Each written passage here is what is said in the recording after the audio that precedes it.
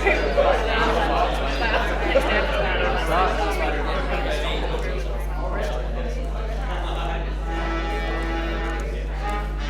of the King's Arms Theatre, please put your hands together and welcome to the stage the Salford comedy poetry of Teesside, Bróccán Tyzack-Carlin!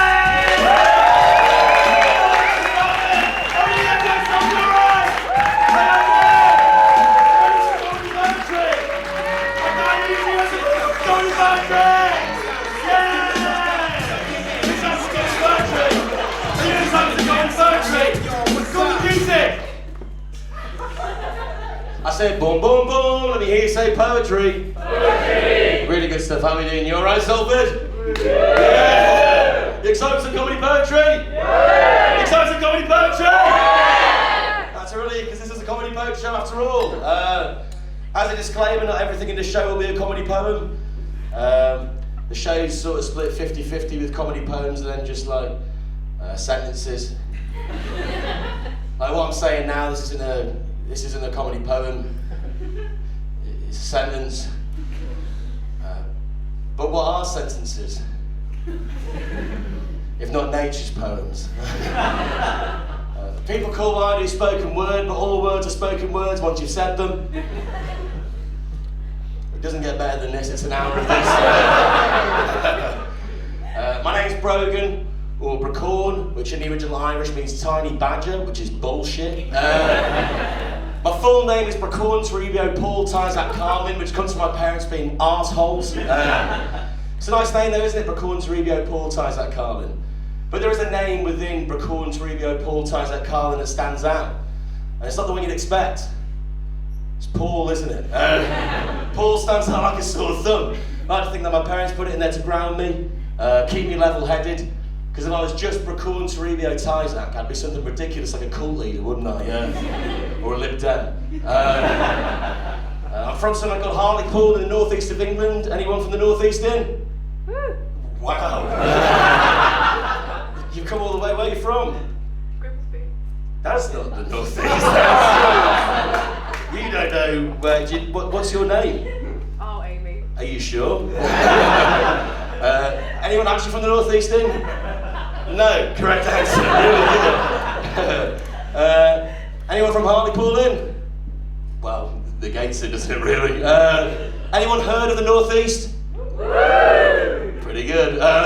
So I like my audiences to be aware of regions. I'm from Hartlepool, and Hartlepool's quite a weird place to be from. It's in the media, the news quite a lot, usually for negative reasons. For example, there was a Dispatches documentary a few years ago called Hartlepool, the town where the police don't come. And that was a 2-hour-long deep dive into the best places and times to commit specific crimes in the town of Hartlepool. And it did have the desired effect, as you can imagine. Crime rates didn't go down, they sort of shot up after that, as you can imagine. Hartlepool was in the news a lot in 2021 because there was a by-election in Hartlepool, and in that election, the Tories won. Like for the first time ever. It was a candidate called Jill Mortimer, and she'd never been to the town before, and she still hasn't.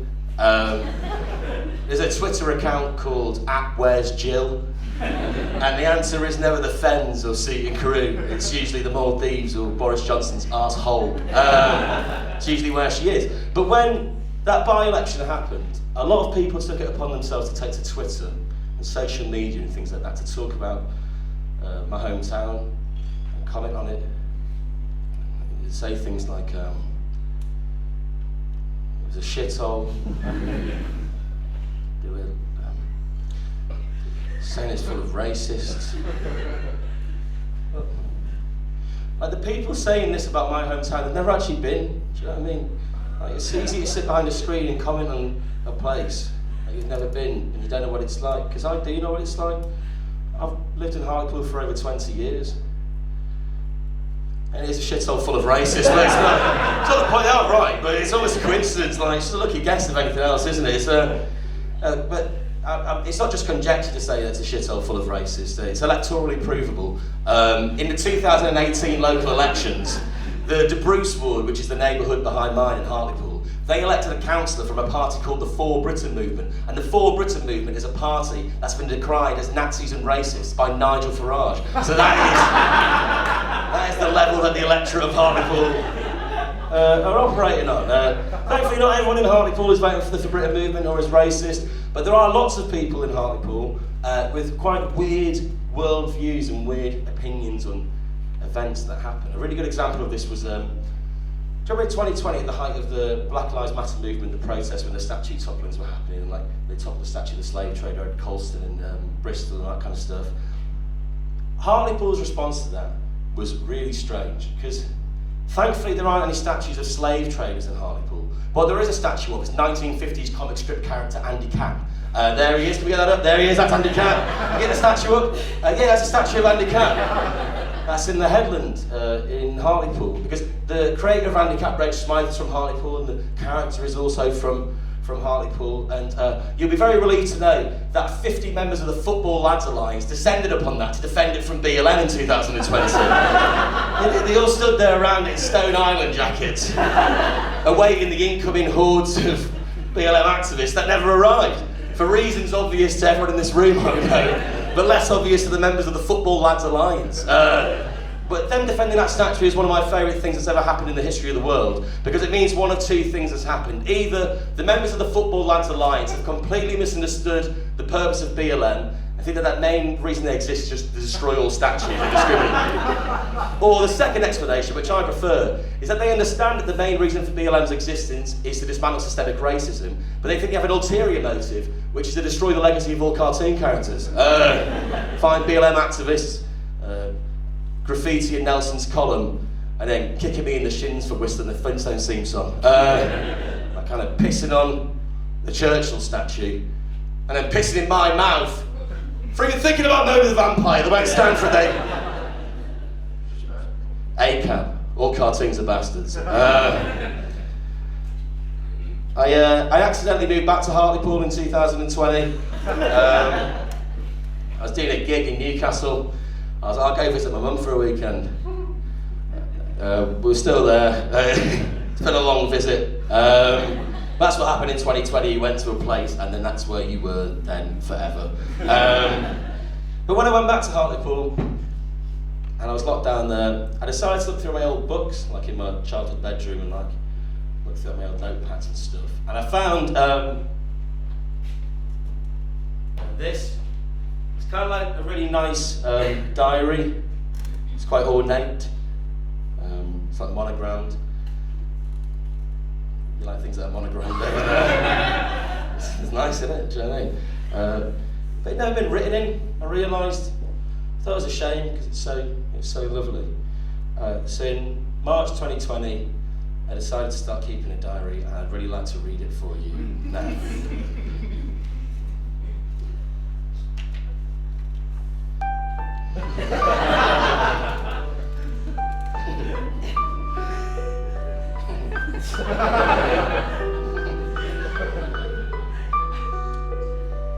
Dear diary, the world's gone a little bit mad, hasn't it?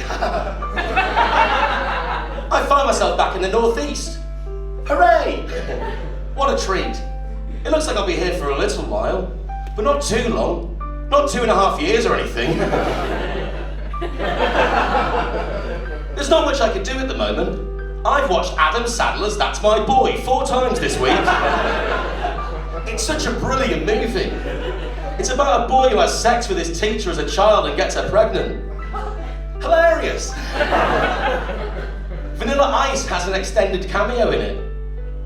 Remember him? The Ice Ice Baby Man. The early 90s gangster rap boy. I wonder what he's doing these days. Is he dead? I hope so. I wonder which hood Vanilla Ice is from, being a gangster and all. Oh, diary, look at the time. I'm late to watch Adam Sandler's That's My Boy again. Got a dash. I love you so much, diary. You're so handsome and monogrammed. All my love. Brogan.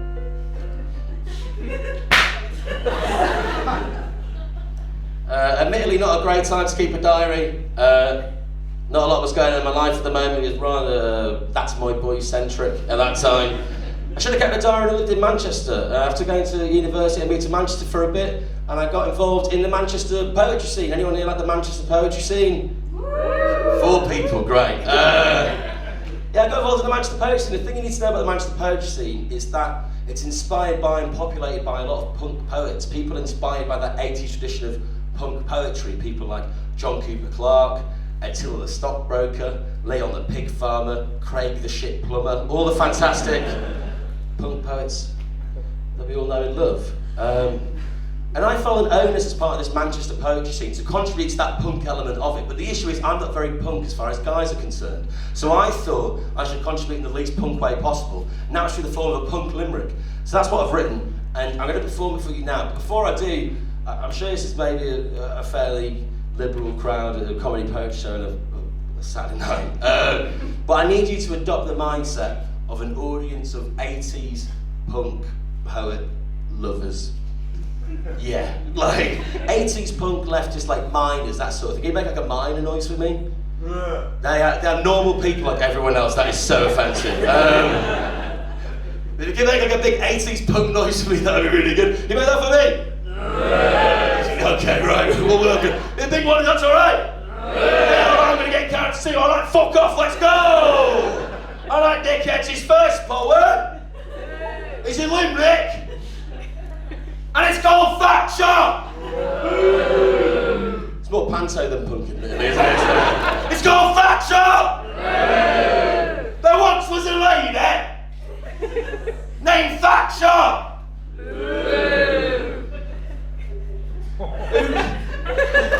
Who was dubbed a nasty milk snack shop! Her politics were bad, she made the North mad, but thankfully, she died in 2013 of a stroke. That's my... It's a punk limerick. So punky doesn't adhere to the form. John Cooper Clarke's not doing that. I hope you don't think I'm taking a piss being like a big Salfordian accent. My dad's from Salford. Dad, say anything in Salford? Yeah, there we go. Perfect. Yeah, I'm not taking a piss. I love the Northwest. I love the Northwest. I love the Northeast as well. I love Hartlepool, despite everything I say. I really do. I really love the Northeast. So much so that when I was deciding where to apply for university, I decided to apply for Durham. It was a good university. It's 20 minutes up the road from Hartlepool. I thought, how difficult can this transition be?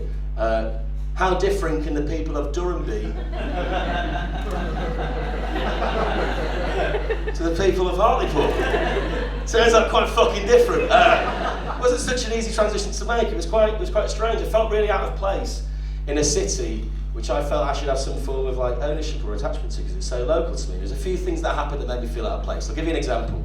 After my first week of lectures and tutorials and stuff like that, I was at a kebab shop after a night out. And this guy came up to me and he said, "Mate, yeah, you. Aren't you that guy from my tutorials who sounds homeless?" Sounds! It's a lot to unpack there, isn't it? Sounds homeless. In his defence, I was trying to sell him a copy of The Big Issue at the time, but that's not the point. That's by the by. No, it made me feel quite out of place, made me feel quite weird, but it wasn't always weird like classist shit like that that made me feel out of place. It could be quite innocuous, nice things. For example, I was sat with my housemate in third year, and he went to like boarding school and whatever, and he just says, "Oh, my dad's actually going to be on BBC News, he had an interview, do you mind if we watch it?" And I was like, "Yeah, that's fine, we can watch that." We turned on, it started something like this. It was something like, "Man from the South invents cure for scurvy," very impressive. But I was watching this and I felt weirdly intimidated by it. I wasn't used to this, like, I don't know, rightfully or wrongfully, it was so foreign to me that I felt almost intimidated by this guy's dad being like a scientist. Like, my dad and like my uncles and stuff for the most part were all like contractors or like had a trade, like window fitters or plumbers or builders, and the fact that this guy's dad was on BBC News like an academic just felt so strange. But you know, fortunately, a couple of weeks later, my dad actually rang me, and he said, "Brogan, put fucking Sky Sports News on now." I said, "What is it, mate?" He said, "Put fucking Sky Sports News on now, I'm in the telly." I went, all right. I put it on, the report started, genuinely said this, and now back to our investigation into the return of football hooliganism in the UK. And I was going with this image of my dad getting a bin thrown at him. In Harrogate. Dad, can you confirm that that's you? It was well. Yeah, we're not telling you. What? This is a non-league football match. This is FC United of Manchester. The players aren't paid to be there. And my dad was fighting teenagers on their behalf. It doesn't even look like a bin, it looks more like a barrel. It's like some shit bootleg version of Donkey Kong in North Yorkshire. What did your dad do this weekend? Oh, he closed a multi-million-pound deal in the Seychelles. What did your dad do? Oh, he got Donkey Konged in Harrogate. It's bullshit, isn't it?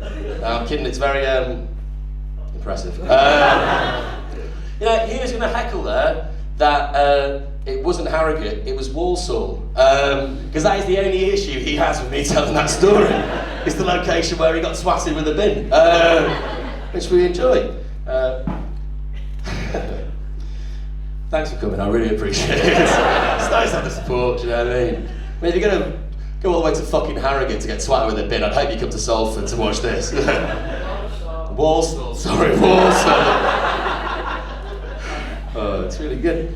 No, but yeah, no, we're not doing this. He came to the, no, we're not doing it again, right? He came to the fucking Manchester Fringe show in July, and he wouldn't shut the fuck up. He kept shouting out all the way through. He bit his tongue this time, because last time I said, oh, John Cooper Clarke is part of the Manchester Poetry. No, he's not, he's from fucking Salford, you dickhead. I was like, shut up. Greater Manchester. Honestly, I promised myself I wouldn't argue with my dad on stage tonight, and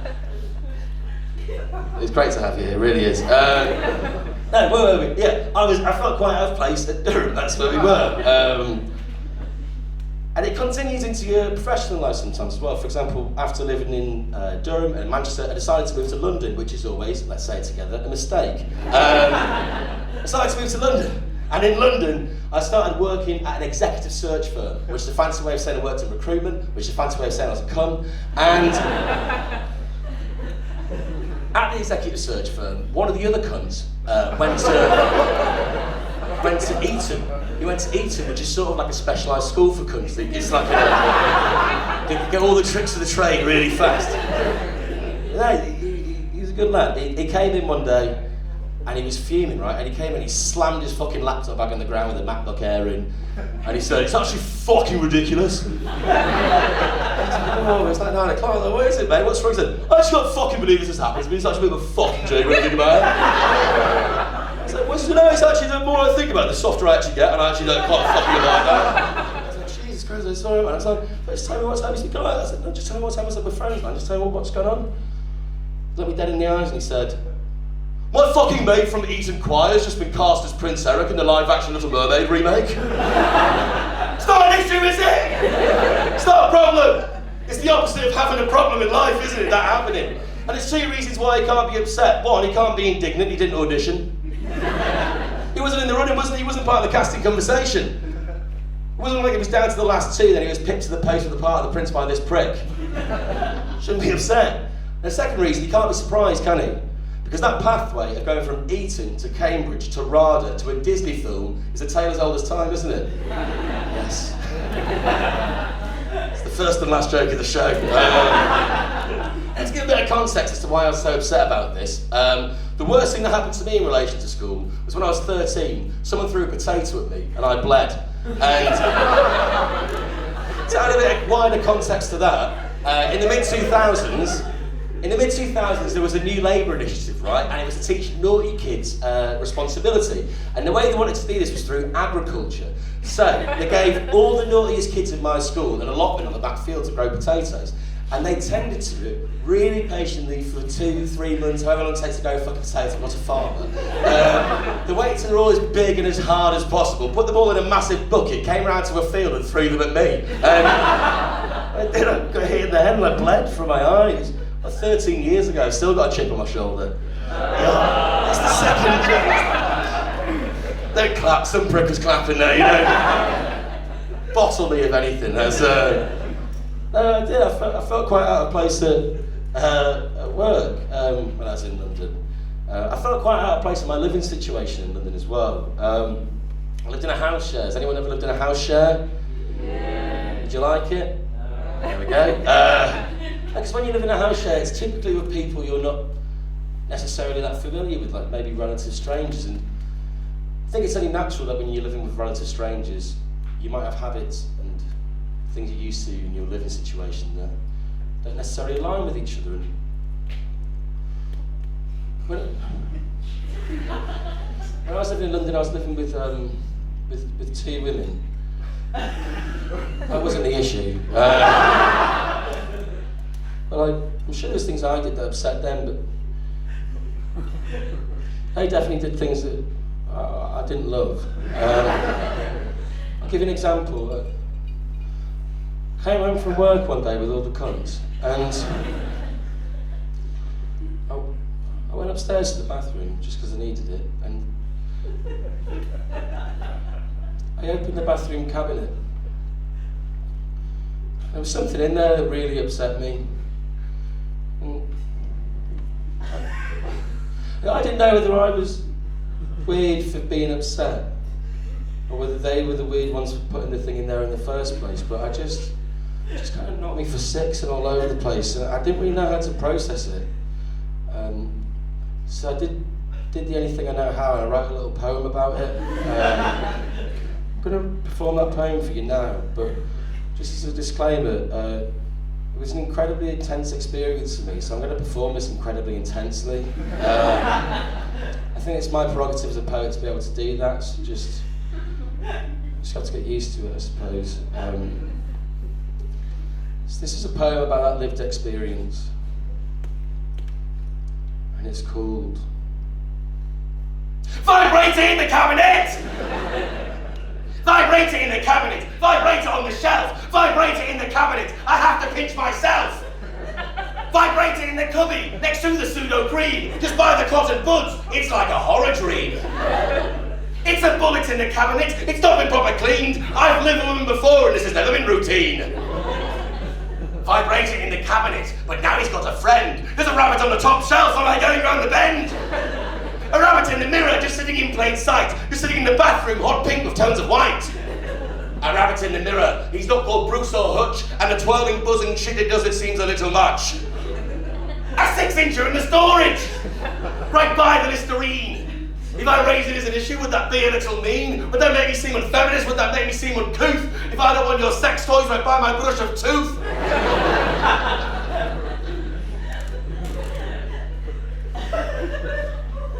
Because I don't want to cause a fuss. I'm woke, I'm cool, I'm hip. If this makes me seem I'm not, then I swear it's just a blip. I can be really chill, I'll follow by your lead. I'll show I'm just as cool as anyone that you can meet. I've got a great idea to repair this social bridge. So I creep downstairs and proudly place my fleshlight in the fridge. Thank you very much.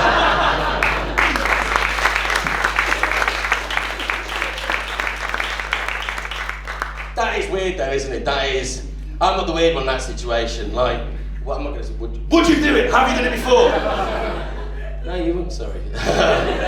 No, you wouldn't, would you? Because from what I know about women, which admittedly is nothing, that's not something you typically do in the bathroom. You might occasionally do it in the shower or something like that, but that's something you usually do in yourself, in your room. Do you know what I mean? Like, so to like finish in more ways than one, and think, where am I going to put this discreet drawer next to my bed? Now I'm going to put it next to Brogan's fucking toothbrush. That's a power move, isn't it? That's a decision, that is a true choice to make. Because like, I don't know, I would never do, it wouldn't have to be like anything sexual, like even like a sex or anything. Like, I wouldn't put something so personal, such a, like a fucking, like my diary for example. Like, I wouldn't put my diary, like I wouldn't put,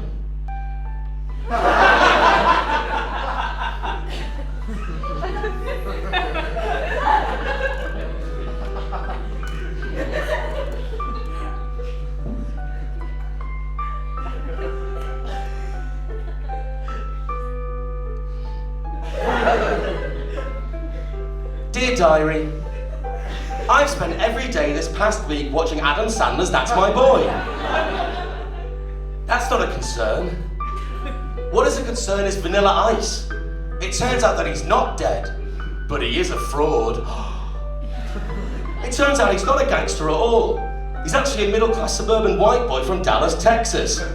Yeah, the cowboy place. I couldn't believe it. He said he went to a school where he was the only white person. He said he was in a gang and shot people. He said he was a motocross champion. It was all lies. He's never even seen a motorbike, or a gun, or black people. His name's not even Vanilla Ice. I know, I couldn't believe it. His name's Robin Van Winkle. His name's genuinely Robin Van Winkle. What kind of a fucking name is that? I'm not even sure he's from Texas now. Robin Van Winkle. He sounds like a Dutch prince from the 1700s. He sounds like he lives in a windmill and makes his own bread out of magic. Sounds like his dad is Hans Holbein. Or worse. Vanilla Ice has been in my life for as long as I can remember. He's been rapping since as long as any of us can remember. What if he's been rapping for longer than that? What if he's been rapping for thousands of years? What if he's been rapping for longer than we can even humanly perceive? What if he's not even human? What if he's a turtle? Surely not.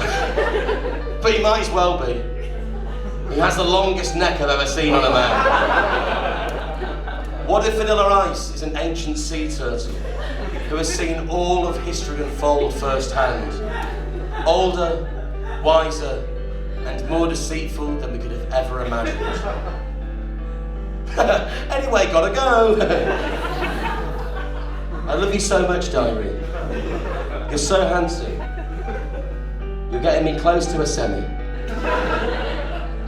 All my love. Brogan.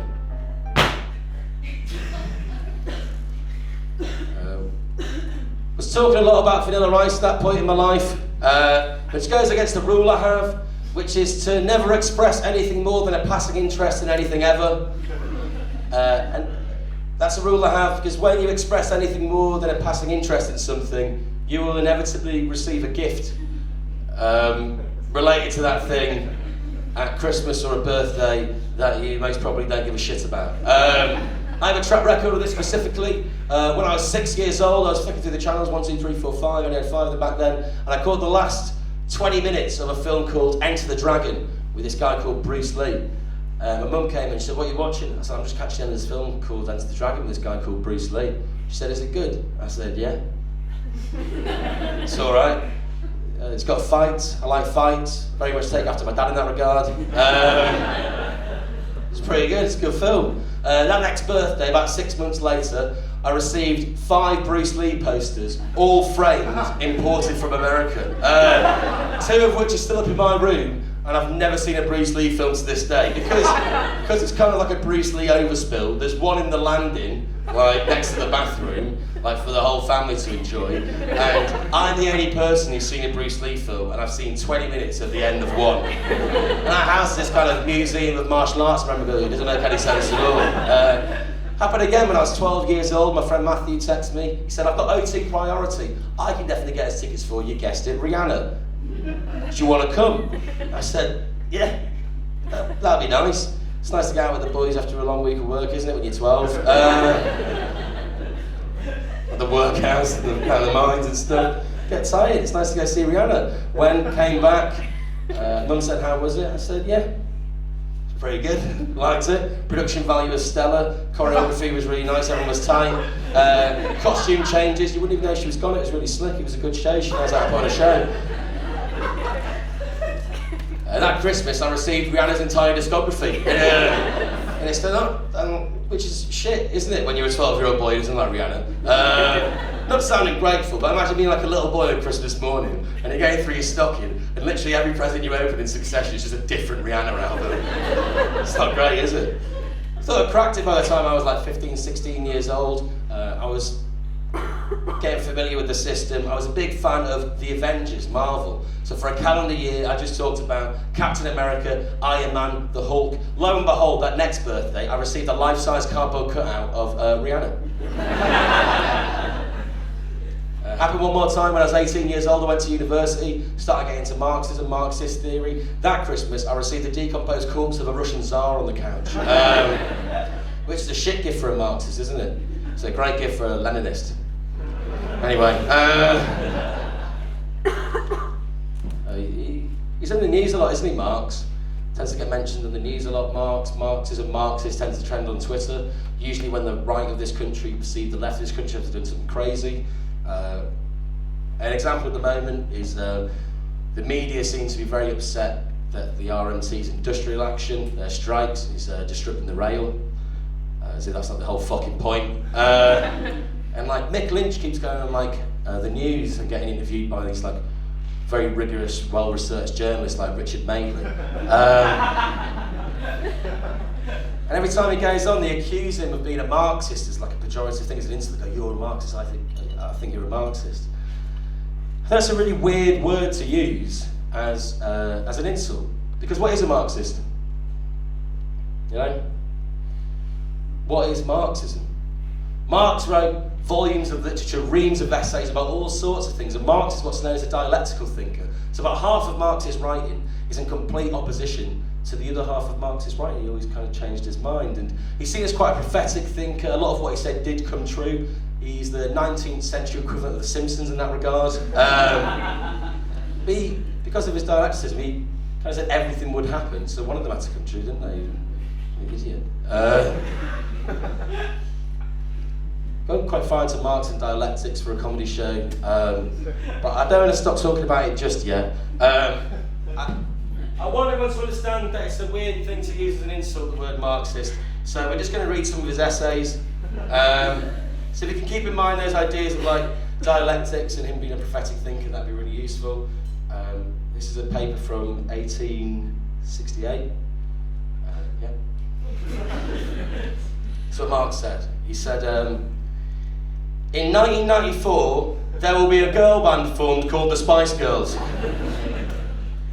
And there'll be a sporty one, and a baby one, and a posh one, and a scary one, ooh, and a ginger one. And they're all going to be in a film called Spice World. But then he must have thought about it a bit more, because about 4 years later he wrote this, said, no, actually I don't think there ever will be a band called the Spice Girls, especially not in the 1990s. It is morally and physically impossible for that to ever occur, and this is genuinely the one thing I'm absolutely certain of. He must have played in his mind, because 2 days later he wrote this, said, no, actually there will be a band called the Spice Girls. And the posh one will marry that lad what plays for United. And at that point should be called Victoria Beckham then. And the other ones are going to be called Mel B, Mel C, Jerry Halliwell, and Emma Schmunton. He was a stupid prick, it was Emma Bunton, he was way off.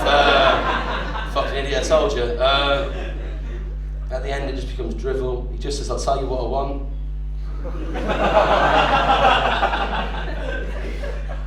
What I really, really want. Now tell me what you want. What you really, really want. The means of production. That's what Marx said about the Spice Girls. Whilst we're here, does anyone want to know what Marx thought about anything else that's ever existed or could possibly exist? I'll tell you what he thought about it. Just shout out anything you could ever think of, and I'll tell you what Marx thought about it, because it's in this book. You will never have an easier request in your life. Shout out anything that has ever existed. Bananas. Bananas? Really good.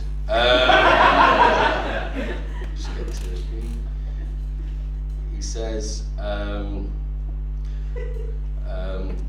here it is. He says, oh, I'd split one of them in half. He's quite crass. Anyone else? Penguins? Yeah. Penguins. He says, last time I saw a penguin, he gave me a frosty reception. Balloon animals. Balloon animals. Yep. He says they're banging. Okay. Any more? Balamori. What? Balamori. Balamori. Was that? Wait. Oh, we'll find it first. Wait, was that the CBeebies show? With the prick in the tower with the castle? Yeah, I loved it.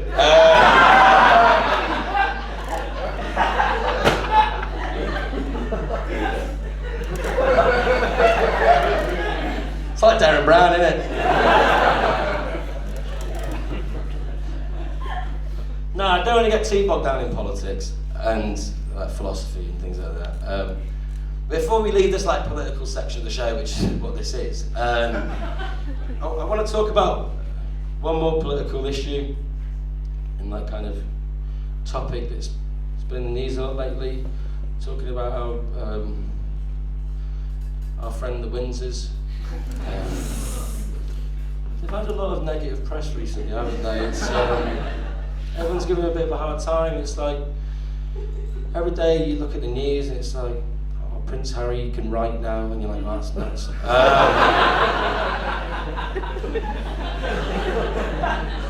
He'll be reading next. Where do we go from there, do you know what I mean? And Prince Andrew's ordering like a Rainer at Pizza Express and stuff. I didn't read into it too much. I just feel like with all this noise around it, we're really forgetting what's important about the British royal family to the British people, and that's deciding which woman we don't like and which one's worse. Because the thing that I think is the biggest and best British value that I hold on to the most is making sure that women are constantly in competition with each other and making sure one of them is being dragged down in the media quite a lot. And sometimes it's hard to know which one to go for, do you know what I mean? And, like, the narrative around it's quite tough because, like, do you remember like back in the day when the wedding was happening, there was all those reports about Meghan apparently being really horrible to like Kate's kids on the wedding day, and she was being really mean and things like that. And then you watch like the Oprah interview and the documentary, and you see, oh, she seems nice, you know what I mean? But then, what's Kate ever done?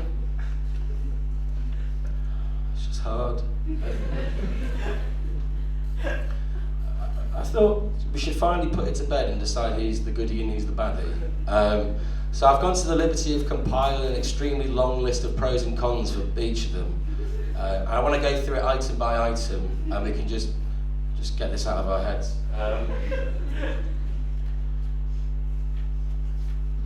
So we'll start with Meghan, and then we'll do Kate, and we'll go back and forth like that. So Meghan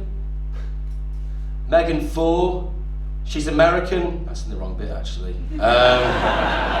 Sorry. She's cool. She isn't white like all of the royals are. She was in Suits, and Suits was fine, and she has a lovely smile and wears it most of the time.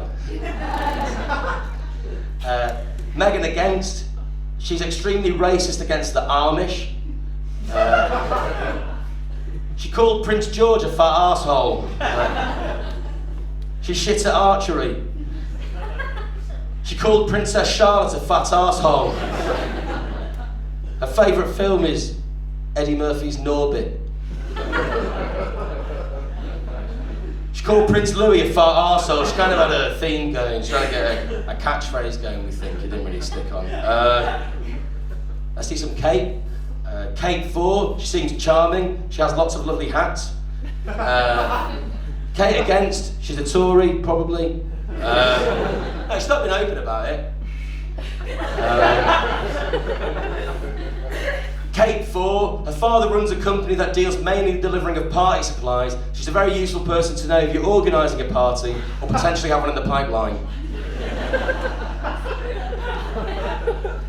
Kate against, has never been to the UK's premier theme park, Chessington World of Adventures. Kate 4, can probably get you a free ticket to the UK's premier theme park, Chessington World of Adventures. Kate against, has got no interest in taking you to the UK's premier theme park.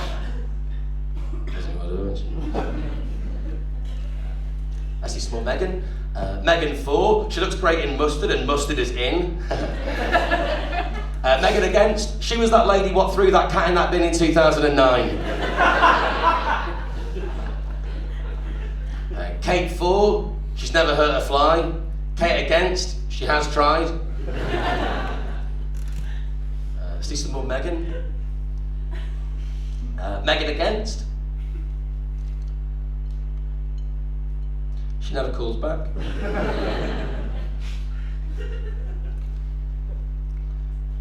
Meghan against, she never texts back.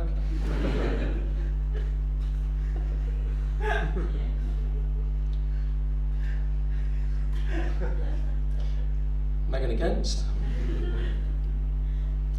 She acts like it was nothing.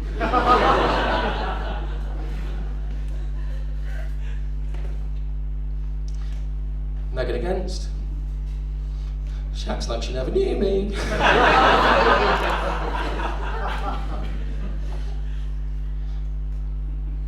Megan for, she knew me. She knew my soul. Megan for, she loved me. She loved every part of me for what it was. That last day was hell. But she held me. She held me. And she whispered sweet everythings into my soft English with Irish descent ears. It rained, but we didn't care. Thunder shattered, but we didn't care. I don't even remember where we were, because time and space and life all collapsed into one until it was just a void of me and her. Megan and I. As she walked away, I began to sink. She stopped. She stopped. She turned around. She said one last thing to me. She said,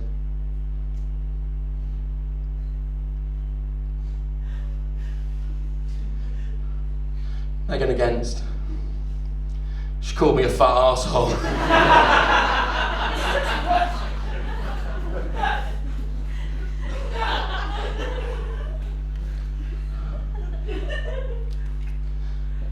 It's tough to do that bit. I'm going to do my sad poem now because I'm not feeling great. It's called The Bus Driver's Lament.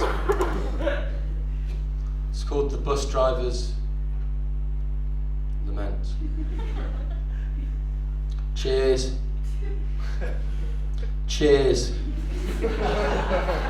Cheers. Cheers. Sick one, mate. Yeah, thanks, mate. Oh, that's mint, pal, thanks. Sick driving, mate. Thanks a lot, buddy. Thanks. Cheers, cheers, cheers, mate. Cheers, cheers, cheers. Great turning, mate. Cheers, cheers, cheers, cheers, cheers. Wow, what a great ride. Thanks, thanks, thanks. All hail you. Thank you, thanking you, my wheelie bitch. Cheers, cheers, cheers, cheers, bud. Say thank you to the nice man. Thank you. Gracias, Papa Bus. Cheers, cheers, mate. Merci beaucoup, Papa Bus. Cheers, cheers, cheers. Why, you shouldn't have to drive a long fucking car. Thanks, mate. Cheers, mate. Thanks, mate. Cheers, mate. Thanks. But never I love you. Thank you, that's the question.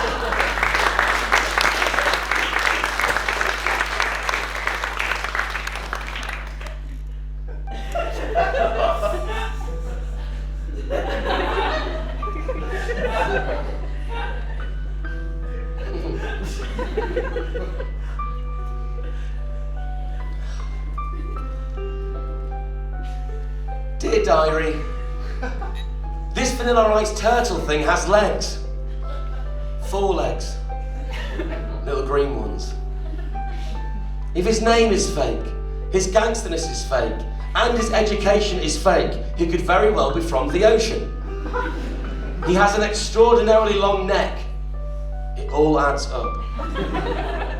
He could have crawled from his egg, blinking into the sun towards the 7 seas, spending his formative years floating around a sargassum mat amongst plankton and sharks and little lads with armbands on and human shit and oil and goldfishes. Just having a nice time. Floating around, watching the pyramids being built, watching us invent DVD players and dogging.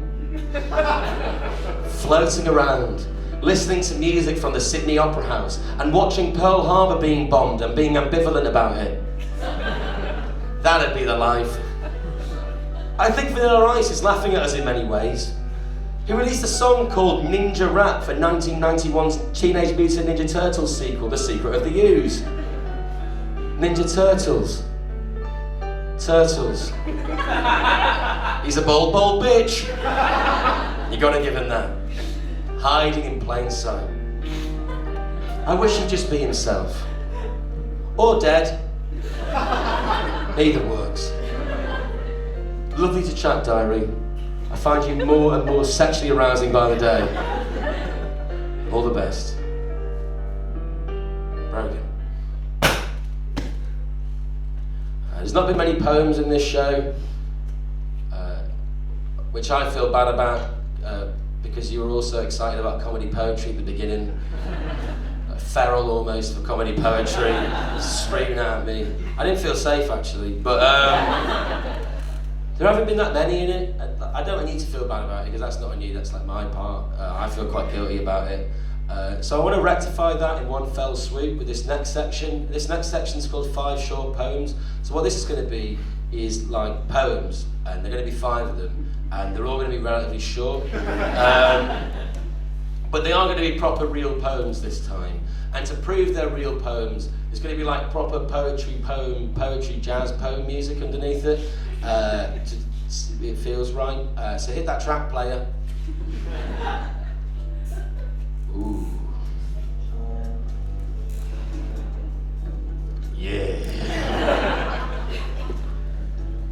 This first poem is called Kink. Kink. A lady from Barnsley was horny and wanted to rekindle her marriage. So she slapped her husband on the cock with an e-reader. Let's take that back. A lady wanted to rekindle poetry, baby. All right, this next poem is called A Better Finale. A better finale. I'm just a guy standing in front of a girl, standing in front of a girl, standing in front of a guy, standing in front of a small boy, standing in front of his drunk aunt, standing in front of her cousin. Let's all do the conga.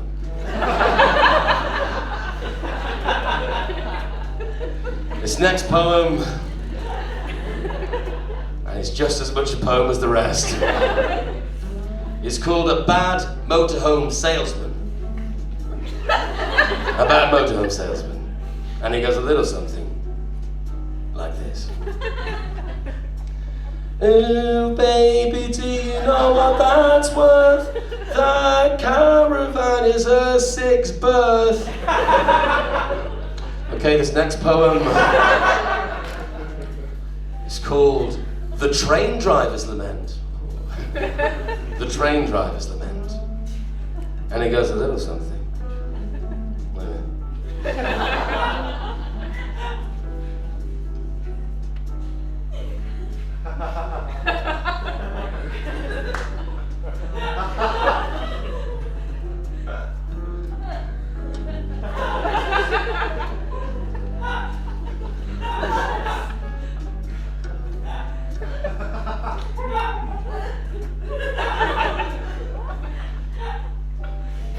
All right, this next poem is a triptych, which means it's like 3 little sexy baby. No, not sexy babies. No. No such thing.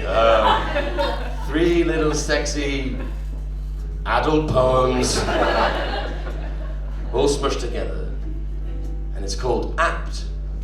Apt.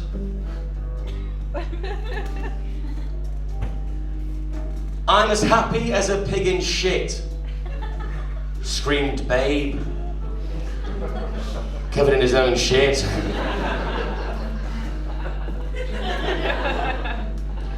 Does a bear shit in the woods? Screamed Babe, covered in his own shit. People in glass houses should not throw stones, screamed Babe, his trotters filled with a flurry of shards, blood pouring from his feet into the dirt, tears rolling down his soft pink cheeks and breast and rump, nestling gently alongside the blood. Incidentally, he also happened to be covered in his own shit at the time. Thank you very much, guys. That's been 5 short poems.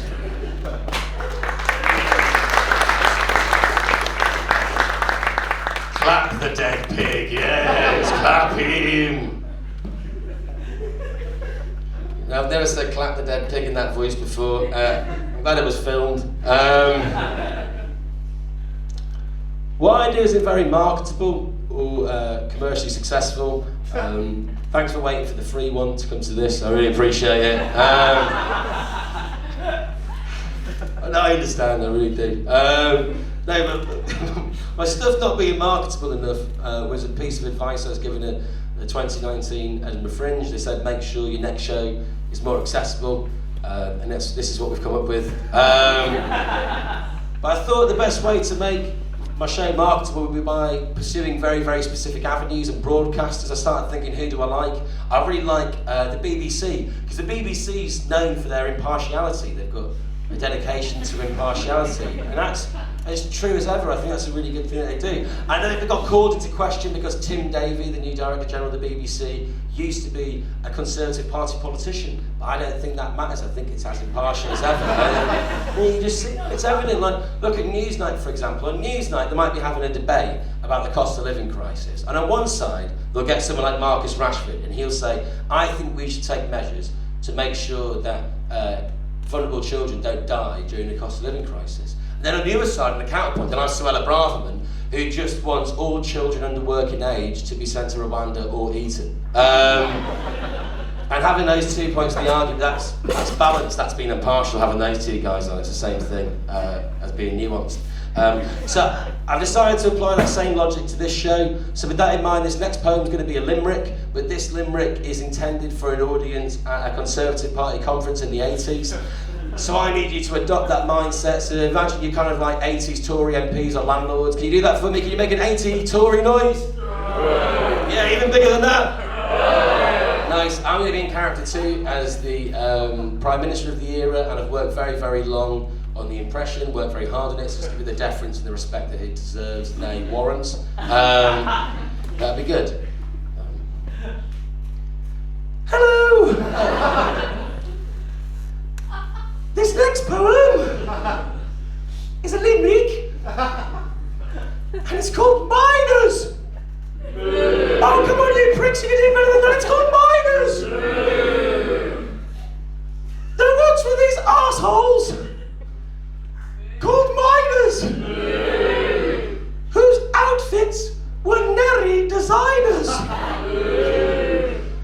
They all went on strike, which I did not like.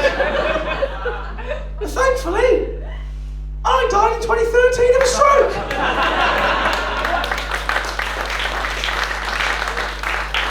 That's nature's punchline. No, it's a joke. Well, it's not. She is dead.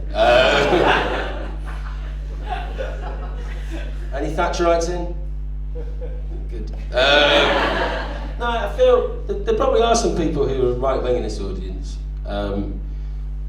I feel it must be so easy to be like alienated as a right-wing audience member at a comedy show, because most of the time, if like a political comedian, they tend to not agree with you and make that quite clear. And like, there's not a lot of space for nuance in comedy. You kind of have to make a pretty definitive stance, and it's easy to write people off in your material that you don't agree with is like racist or horrible, and it's a way to get laughs, isn't it? I know I'm guilty of it. Like at the top of the show when we talk about the Football Lads Alliance, they're the statue defenders. I was like referring to them as racist and dismissing them as bigots, but I don't think that's fair to do. A lot of the people who defended those statues might have done sort of like horrible, bigoted reasons, and might have been very racially motivated. But I think a lot of the people who defended those statues might have done sort of a misplaced sense of injustice or indignance. They might have felt that the statues being attacked was almost an attack on their perception of what it means to be British, or British culture, or history, or way of life. And they tend to come to those conclusions not by themselves, but by certain facets of the media. And I don't know, I think it's unfair to dismiss them all out of hand as racist. I think it's not fair to do. I think the fair thing would be to search out their reasons for doing so. So what I've done is I've sourced a transcript of an interview with one of the people who defended the Andy Capp statue in Hartlepool from ITN, and it's him getting into the reasons why he defended it and why he felt like it was his responsibility to defend the Andy Capp statue against the BLM activists. I just think it's only fair to give everyone a voice. So this is what that guy said about defending the statue. He said, oh, by the way, I'm going to do the voice, but I'm from there, so it's not problematic or anything like that. He said, I was watching the telly in the morning, and this lass comes on the news and says all these kids were going round down south and ripping down everyone's favourite statues. So what's happened was these lads were fuming because they hate statues. So they tore down one of this bloke called Edward Colston, who's actually died. And I just thought that's so disrespectful, that. And so it goes on Facebook, and all my mates were saying they were going to be in Whitby next, and they were going to rip down the one of that Captain Coke. And I says to our Sandra, what have these lads got against fish fingers? And she went, no, it's not that one, it's a different one. It's this old lad from round here, used to do slaves and that. And like, I was pure fuming, because like, he's just a statue, do you know what I mean? Like, how can he even have slaves, do you know what I mean? Like, he doesn't even have an house, man, how's he going to afford slaves? Doesn't make any sense. She says, no, the Marxists, and they don't like statues because of communism and that. I said, are those lads who were always kneeling down before the footy? She went, yeah. And I said, oh, I fucking hate that, man. I hate kneeling down, do you know what I mean? Because they're always doing it. Oh, fucking just get up, do you know what I mean? I started proper panicking, because my favourite statue in the whole wide world is on the headland in Hartlepool, and it's of that Andy Capp from the comic books ages ago. I just started picturing him boating his head all over the place, calling him a hat nonce and that, do you know what I mean? And I grabs my jacket, I just start fucking legging it down the road to the statue, and I'm proper panicking and panting, and when I get there, no one's around, which is fucking class, because it means that those niggling arseholes haven't got there yet. I decides to walk up to the statue, just have a little look at him for a bit. It's a class statue, man. And I'd know, because I love statues. And it's proper true to real life as well, because you can't see his eyes. You know, like the statue, it's got his cap over his eyes, you can't see them, so it's proper realistic, like real life. And as I'm looking at him, I feel my heart growing 3 sizes. You know, like in the Jim Carrey film when he's green. And I feel a single tear rolling down my cheek. And then I see a tear rolling down his cheek and all. And I think, yeah, what's going on here? But then his arms move and all. He pushes his cap up from his eyes. He just stares at me. Andy Capp looks me deep in the eyes. And he's trying to hold back tears, but he just can't. He just says, thanks, Carl. Thanks so much. Our defos would have been called a hat nonce by those Marxists if it weren't for you. I say, it's all right, Andy, mate, I love statues. He says, I know, mate, I am a statue. I said, I know, fucking love you. He says, I know. He says, do you want to go see some more statues? I said, Andy Capp, I'd love to see some more statues. He takes my hand, and then we're flying. It's like that film, The Snowman, but instead of a snowman, it's a statue. And we're just pure walking through the air. And he takes us to the Angel of the North and he says, do you like that? And I say, yeah, that's absolutely fucking class.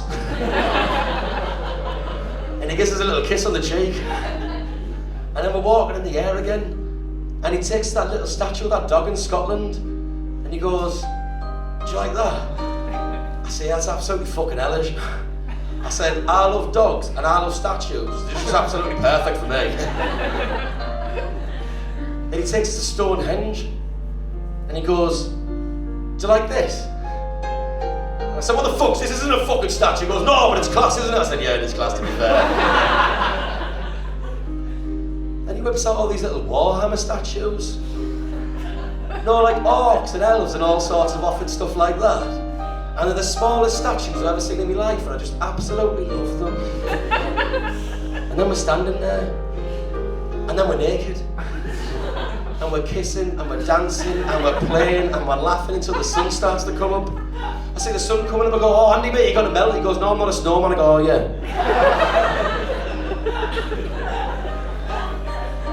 He says, "The only thing that could ever melt round here is my heart." And as he says it, there's a little box out of his pocket. It's got a ring in it. A ring. And he's smiling, and he's sobbing, and I'm sobbing. And he gets down on one knee, and we're both looking at each other, and we're crying, and we're both in floods of tears. And I look at him, and he's down on one knee. He's down on one knee. One knee. So I pull his fucking cam over his eyes, and I built his head fucking clean off. I say, "We'll have none of that kneeling bollocks round here, you little hat nonce. None of that fucking Marxism, because I look at you here."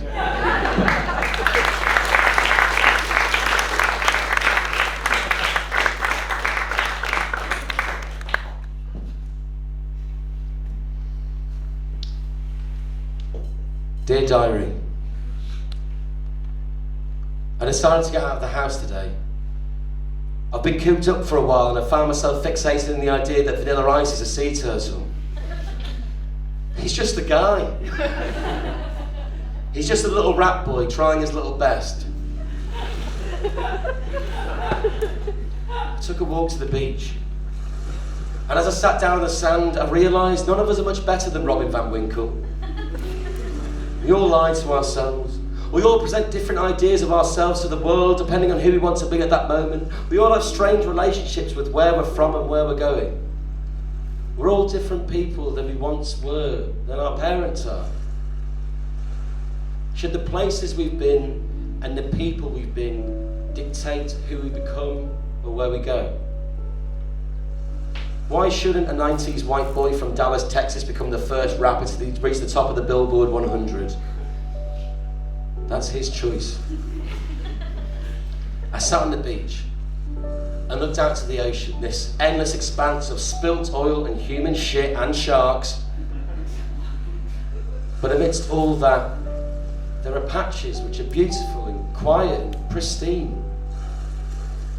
This is a life where anything can happen. A life where at any moment your entire world can be flipped upside down. A life where any day your friend can be cast in a live-action Disney remake. And nothing will ever be the same. And as the crest of a wave broke down against the shore, I noticed something. A figure, silhouetted by the sun. A tall shadow with a shell covering his back, rising from the water. And the shadow spoke to me. It said, "Who's there?" I said, "What?" He said, "Bleh." I said, "All right." He said, "All right. Stop. Collaborate. Listen. You can be happy, player. You don't need to live a million lives or float for thousands of years to get things right. If something feels right, then that's all that matters. Embrace it."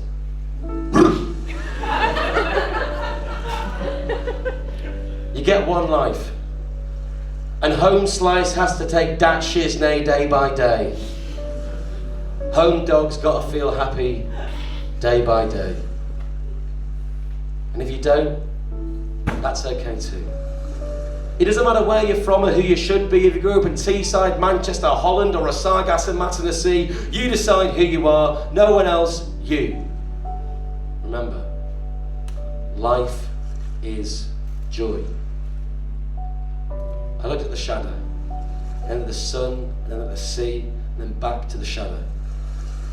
I stood up and I started to walk away, but as I did, I noticed him swimming away. But he stopped. He stopped, and he turned around. He said one last thing to me.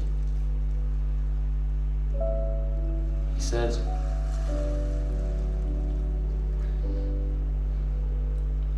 vanilla against. He called me a fat arsehole.